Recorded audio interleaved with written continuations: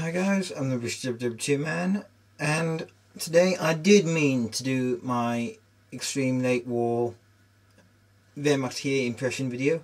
However, unfortunately, due to circumstances, I had work today, I didn't get a chance to film it. So, and it's got dark now, so it's virtually impossible for me to make the video. I just decided that I'd do this impression instead. So, this impression basically is my German POW impression. I don't really do POW because I don't particularly fancy the idea of surrendering that much. But anyway, so yeah, basically start off with, on my head I've got my M43 ski cap. The reason why I'm unshaven is because I've been, well, my impression would be that I've been in combat for a long time, and as that goes. So yeah, on my back I got my M44 rucksack attached to my late war pattern Y straps, and in that I've just got just the standard sort of things that you'd have in there, such as rations and my mess tin. I won't show you that because I've actually at the moment got all the things that I've got planned for my Extreme Late War Wehrmacht impression, which kind of POW wouldn't have, such as I've got nothing 1900 in there, and that POW definitely wouldn't have that. So yeah, my tunic is my M40 tunic. Here, I probably would have had these nicked if I was a prisoner of war, no matter where I was, because basically almost all of the POWs that had any medals had them nicked. But anyway, I've got my wound badge black, and I got the general assault badge. And here I have got my driver's badge. This is an original one, however it's, I think, probably been taken off a POW because the thing, or off their body, because the two parts on the two pieces that are supposed to attach to the piece of cloth have been broken off, so that could have happened to it. So yeah, and just in here I have my Sollbuch. Well, okay, I would have had to have handed this in, but this is kind of like a going to surrender sort of thing. So I mean, that also allows these to be correct, worn as well. So yeah, Sollbuch, just standard regular German paybook that they used throughout the war, and that would be handed in when you surrendered. So you'd hand that in, and then when you'd be released, you're supposed to be giving it back, but a large amount of them, should we say, went missing and turned up in the homes of Allied soldiers after the war. Anyway, so that's that. In this pocket I have got some cigarette paper, reproduction cigarette papers that I made. So yeah, that would just be for rolling cigarettes, all that jazz. I'll be lucky to have managed to keep that, because I believe what they did was they took in all POW's items that they had in their pockets. So in here I have my wallet. This is an original one. I'm probably going to replace this with a British one, or try and make myself a wallet that's a one-on-one replica of this, because I really don't want to be carrying this around much more, because it was already fraying when I bought it, and if you can see here, I don't know how well you can see that, but you can see into where the money was, and that's because it's basically, through being used before I had it, it basically had already worn all the way through. So yeah, just got some pictures of my grandfather there, and I got a whole load of other photographs in this section here, some reference photos, etc.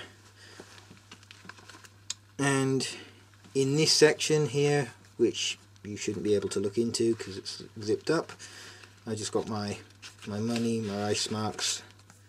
Again, that would have been stolen off me almost certainly as soon as I surrendered, because all the Allied soldiers wanted some souvenirs from their time in the war, and that was a very common occurrence, and that's usually why anyone who isn't really an officer would basically just be cleared out by the time they finish being POW.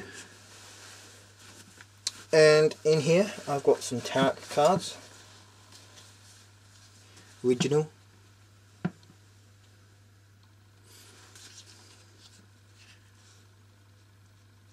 The bottom is broken, which is a bit of a shame, but anyway, it's really cool. Nice original set.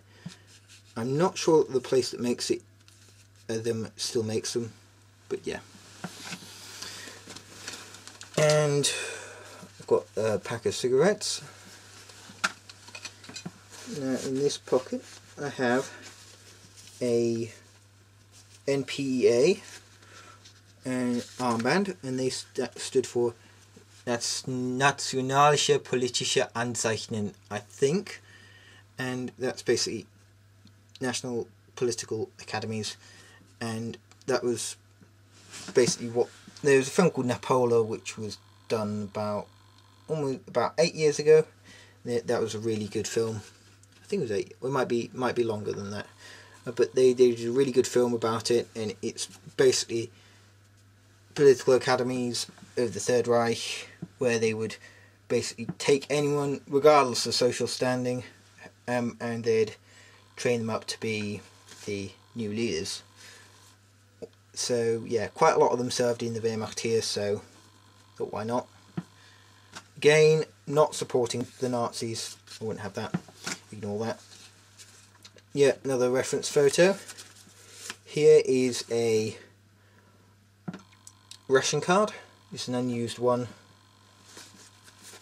And this is just a letter home that I would have written.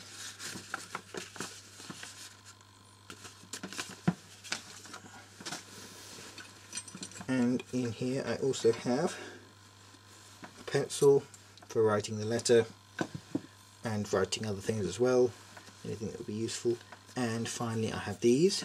This is my fork and spoon set, and that folds out like that.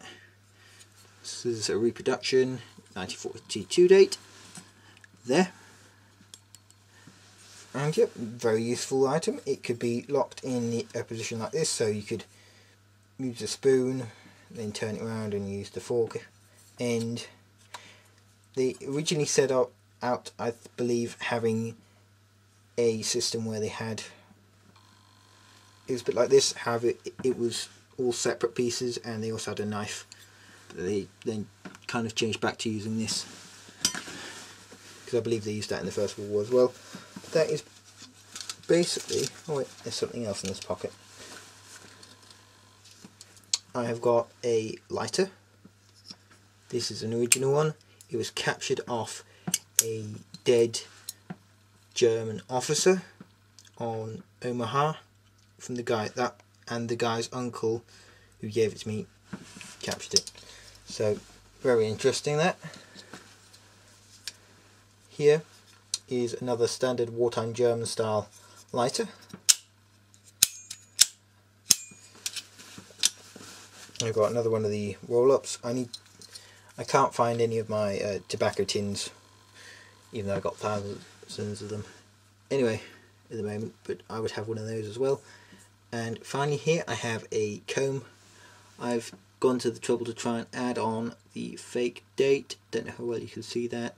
It should be like a little triangle, and that's that. And I've got a K98 clip here. I have no idea why. Anyway, so that's those.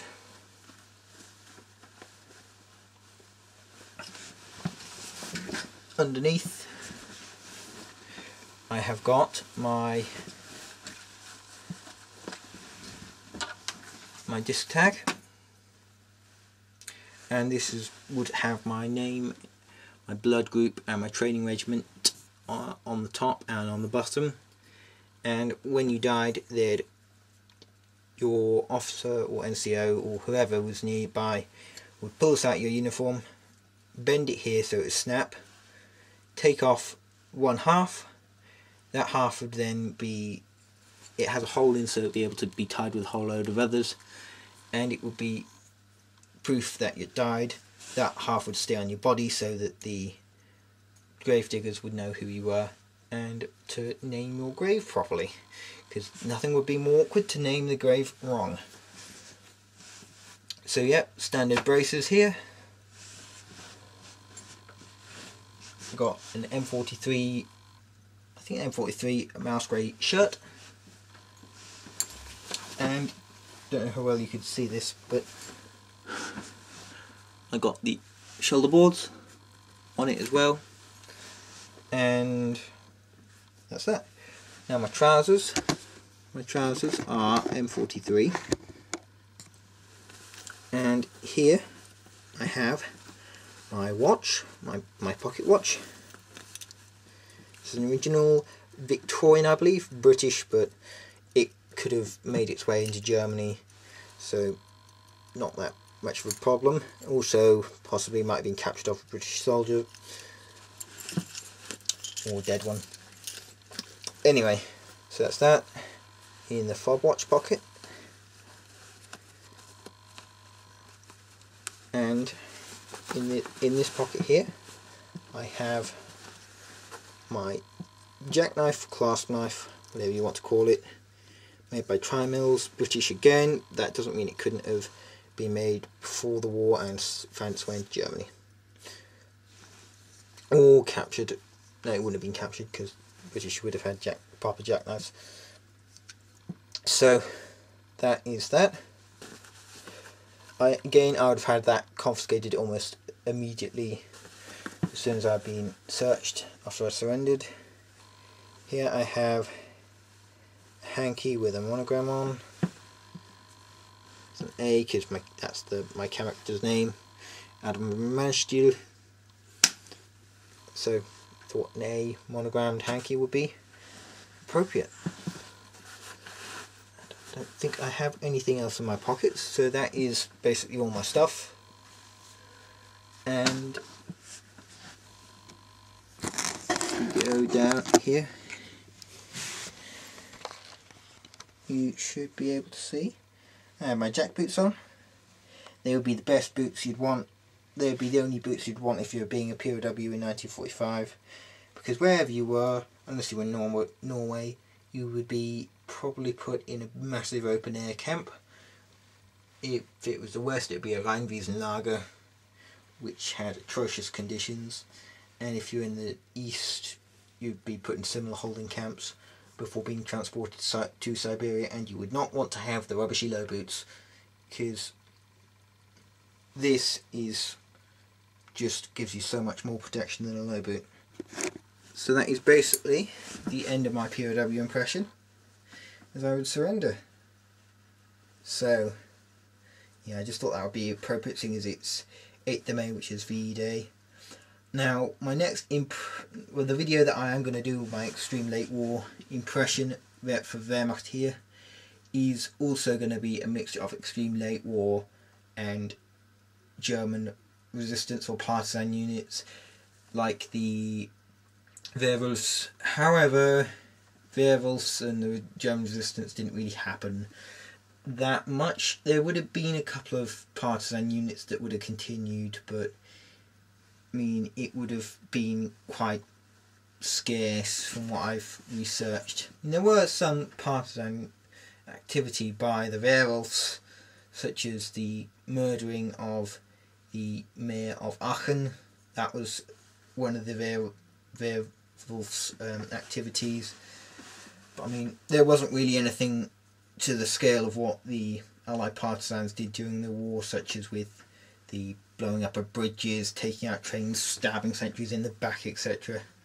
Unless it all got covered up, of course, but no concrete evidence I managed to find so far that it was large, widespread, but it's just kind of a little fantasy I've got. So indulge me, please. Don't completely roast me for it being not 100% accurate, rather. So I hope you guys enjoyed.